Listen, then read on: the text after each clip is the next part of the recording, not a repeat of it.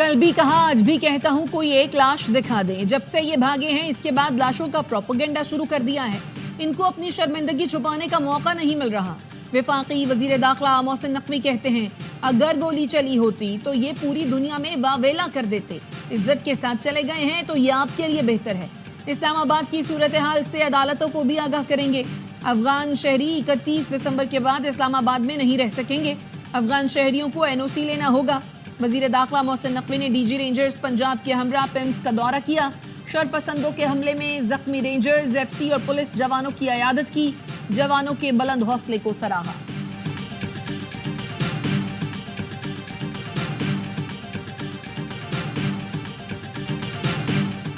Belarus के सदर 3 रोजा दौरा मुकम्मल करके वतन वापस रवाना। वज़ीर-ए-आज़म शहबाज शरीफ ने मोअज़्ज़ज़ मेहमान को अलविदा किया। बेलारूस के सदर ने नवाज शरीफ की दावत पर मरी में ज़ोहराने में शिरकत की। कहा, नवाज शरीफ से ज़ाती ताल्लुक है, नाकाबिले फरामोश खुशगवार यादें वाबस्ता हैं। आपसे हमेशा भाई वाला एहतराम मिला। मुलाकात की बेहद खुशी हुई। विफाक और पंजाब हुकूमत से ताउन में इजाफा चाहते हैं। ज़राअत, ज़रई मशीनरी और तवानाई समेत दीगर शोबों में ताउन की पेशकश की। नवाज शरीफ बोले, दोनों मुल्कों में तिजारत, सरमायाकारी और दो तरफा ताउन को मजीद बढ़ाना चाहिए। बेलारूसी सदर ने नवाज शरीफ, वज़ीर-ए-आज़म शहबाज शरीफ और मरियम नवाज को दौरा बेलारूस की दावत भी दी।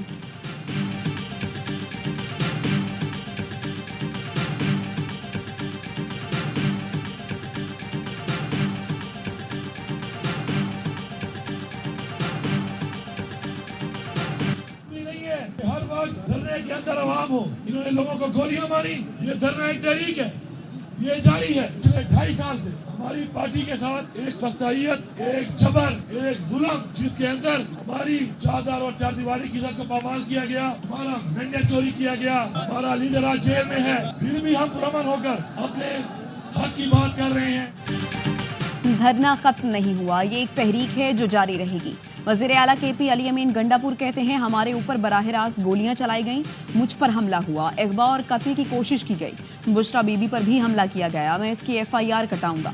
हुकूमत को कहता हूं, होश के नाखुन लो, तुम्हें भागने का मौका भी नहीं मिलेगा। तुम बांग्लादेश को भूल जाओगे। अल्लाह हमारे शहीद कारकुनों की मगफिरत फरमाए। मरने वालों के लवाहिकीन के लिए 1-1 करोड़ रुपए का ऐलान कर दिया। उमर अयूब ने कहा, पुलिस और रेंजर्स एहलकारों की शहादत की इंक्वायरी भी होनी चाहिए। 9 मई में भी हमें फंसाया गया, तशद्दुद भी हम पर और FIR भी हम पर। ये कौन सी इंसानियत है?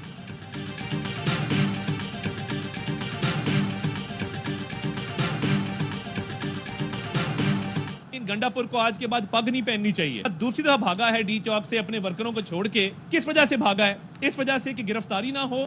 तो अगर गिरफ्तारी का इतना खौफ है तो सियासी तहरीकें ऐसे नहीं चलती। अली अमीन गंडापुर भगोड़ा है, दूसरी बार भागा है। बुशरा बीबी और गंडापुर गिरफ्तारी के डर से भागे।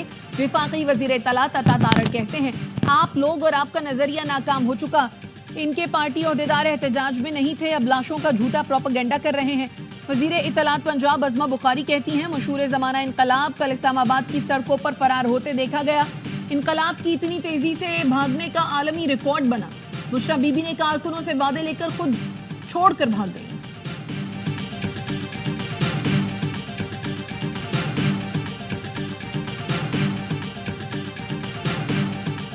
प्रोटेस्ट की आड़ में दहशतगर्दाना कार्रवाई नहीं बर्दाश्त की जाएगी। 26 नंबर पे रेंजर्स और पुलिस पे हमला किया गया, स्ट्रेट फायर किया गया। 954 प्रोटेस्टर्स को पिछले 3 दिन में गिरफ्तार किया और उनमें से 610 प्रोटेस्टर सिर्फ कल के दिन में गिरफ्तार हुए। एहतजाज की आड़ में दहशतगर्दी बर्दाश्त नहीं है। एहतजाज और दहशतगर्दी में फर्क है। IG इस्लामाबाद की प्रेस कॉन्फ्रेंस, कहा रेंजर्स और पुलिस पर हमला किया गया, बराह रास्त फायरिंग की गई, 27 एहलकारों को गोलियां लगी, 52 एहलकार जख्मी हुए। 3 दिन में 954 मुजाहिरीन को गिरफ्तार किया गया। 37 अफगान शहरी भी शामिल हैं। चीफ कमिश्नर इस्लामाबाद ने कहा, रियासत की रिट कायम की गई। सिक्योरिटी क्लियरेंस के बगैर अब कोई अफगान शहरी इस्लामाबाद में नहीं रहेगा।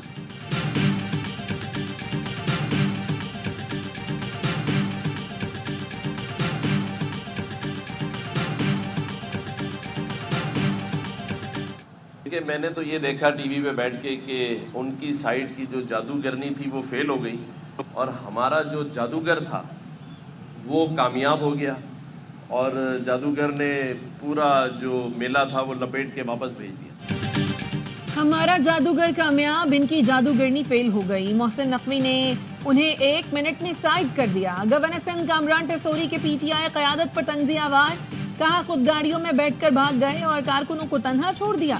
ये जो कुछ कर रहे हैं मुल्क की सलामती, इज्जत और मईशत के लिए मुनासिब नहीं। ये पाकिस्तान का नुकसान कर रहे हैं। पाबंदी का ऑप्शन मौजूद है, इनको लाडला बनाया गया, आज वही लाडला मुंह को आ रहा है।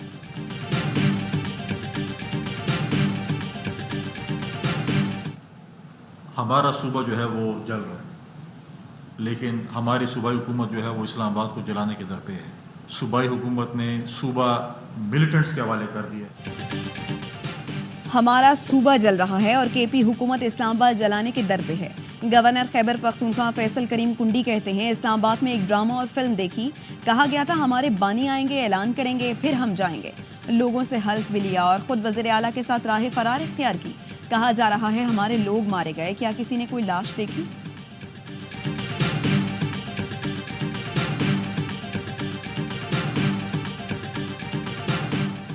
चीन के सेंट्रल मिलिट्री कमीशन के वाइस चेयरमैन का जीएचक्यू का दौरा, army chief general Syed Asim Munir से मुलाकात। आर्मी चीफ का कहना था दोनों मुल्कों के बाहमी एतमाद और ताउन पर मबनी ताल्लुकात मुश्किल की हर घड़ी में एतमाद पर पूरा उतरे।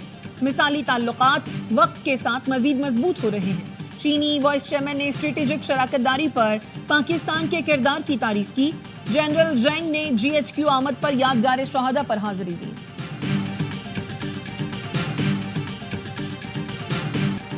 पाकिस्तान स्टॉक मार्केट में जबरदस्त तेजी, एक दिन में सबसे ज्यादा 4,695 पॉइंट्स का इजाफा। इंडेक्स 99,000 की सतह भी उबूर कर गया। 100 इंडेक्स 99,269 पॉइंट्स पर बंद हुआ।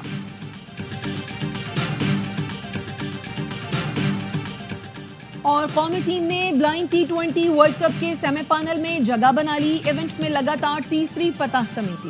नेपाल को 10 विकेटों से आउट क्लास कर दिया। पाकिस्तान ने 101 रन्स का हदफ 7वें ओवर में हासिल किया।